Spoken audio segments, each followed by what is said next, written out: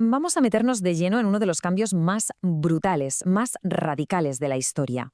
Un momento en el que la tecnología no es que cambiara solo cómo trabajábamos, no, es que le dio la vuelta a todo, a la sociedad, a la política, hasta el propio mapa del mundo. Y para entender cómo pudo pasar todo esto, la pregunta clave es esta. Porque, en serio, ¿cómo es posible que una sola máquina lo cambiara todo para siempre? Es que es alucinante. El efecto dominó que provocó la máquina de vapor, bueno, es la historia de cómo nació nuestro mundo moderno. Una historia de ingenio, sí, pero también de mucha ambición y, por supuesto, de conflicto. Vale, ¿cómo lo vamos a desglosar? Pues mira, seguiremos el rastro como si fuera una investigación. Empezaremos con la chispa, ¿por qué todo saltó en Gran Bretaña?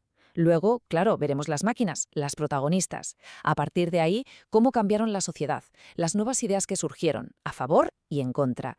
Y para terminar, cómo este invento acabó conquistando el mundo entero. Y aquí viene la gran pregunta, claro. ¿Por qué allí?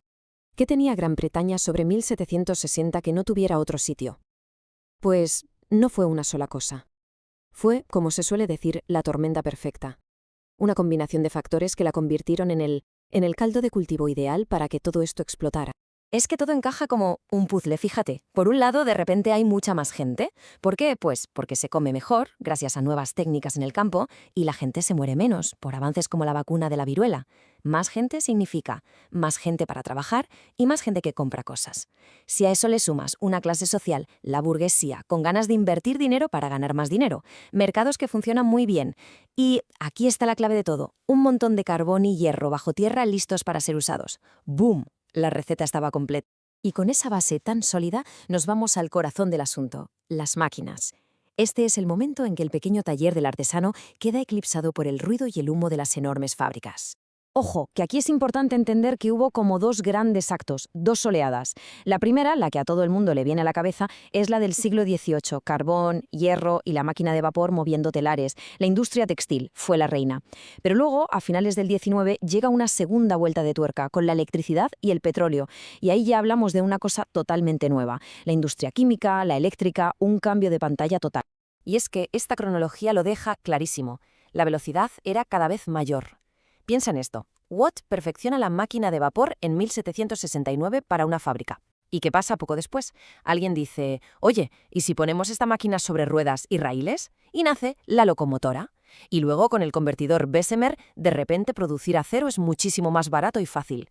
¿Qué significa eso? Pues que ya se pueden construir los puentes y las vías para esos trenes. Un invento tiraba del siguiente, era imparable. Ahora, fíjate en cómo se diversifica el negocio en la segunda fase. Aquí nacen industrias que son básicamente el esqueleto de nuestro mundo de hoy.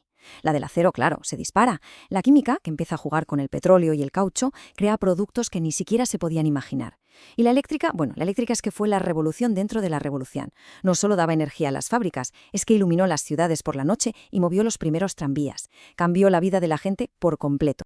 Claro, si cambia radicalmente la forma de trabajar, ¿qué es lo que va a cambiar también? Pues la sociedad entera, de arriba a abajo. De repente aparece una nueva estructura social, un mundo dividido en clases muy marcadas. Esta pirámide lo resume muy bien. Arriba del todo, los de siempre, la aristocracia. Pero ahora acompañados de los nuevos ricos, la alta burguesía, los dueños de las fábricas y los bancos. Justo debajo, una clase media que empieza a crecer, médicos, abogados, pequeños comerciantes, y en la base, una base enorme, estaban los campesinos de toda la vida y, aquí está la novedad, una clase social completamente nueva, el proletariado. Millones de hombres, mujeres y niños que solo tenían su fuerza de trabajo para vender en las fábricas. ¿Y qué pasó con esta nueva clase obrera? ¿Cómo reaccionó? Pues las primeras respuestas fueron de pura rabia. Viscerales, el ludismo, ese movimiento de gente que se dedicaba a destrozar las máquinas, no era porque fueran unos vándalos sin más. Hay que ponerse en su lugar. Para ellos, esa máquina era el monstruo que les estaba quitando el pan, que estaba destruyendo su forma de vida. Era un grito de desesperación.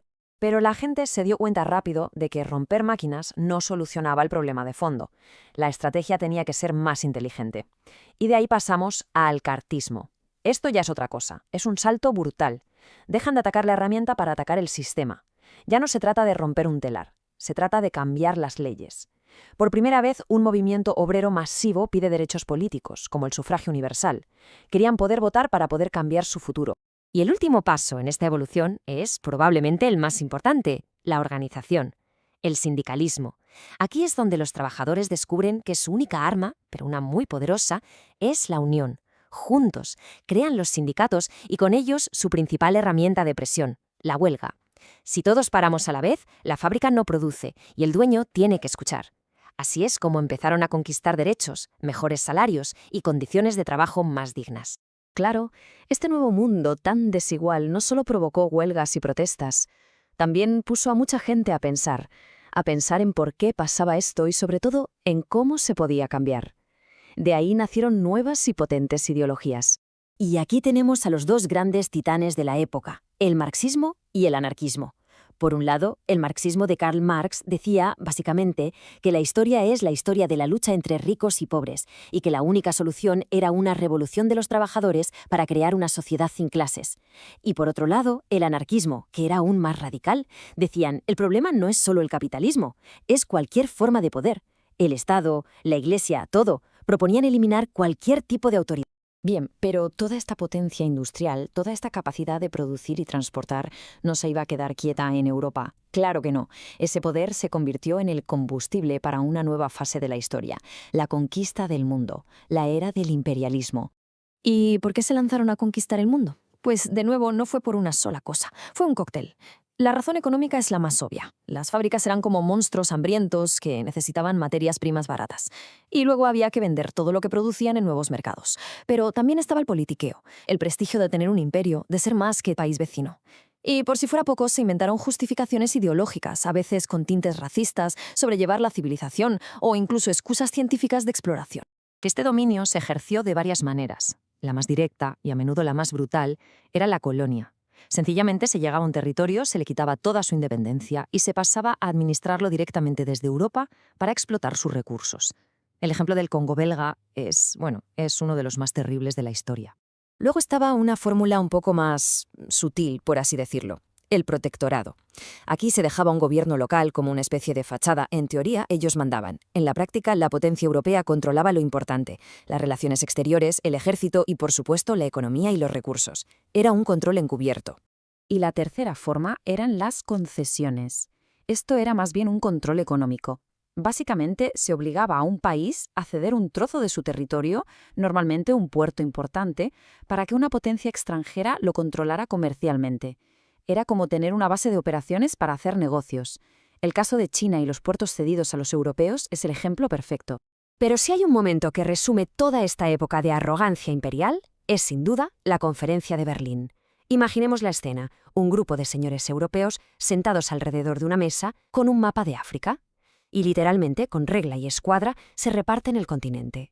Trazan fronteras artificiales sin tener la más mínima idea ni el más mínimo interés por la gente que vivía allí. Las consecuencias de esas líneas pintadas en un mapa, las sigue sufriendo África hoy en día. Y con esto cerramos el círculo. El eco de esa revolución de esas máquinas de vapor sigue sonando hoy. Está en nuestra economía global, en la tecnología que llevamos en el bolsillo, en la forma en que están organizadas nuestras ciudades. Y esto nos lleva a una última reflexión, una pregunta que queda en el aire. Si aquellas máquinas definieron su mundo, ¿cuáles son las revoluciones, las máquinas, las ideas que están definiendo el nuestro ahora mismo?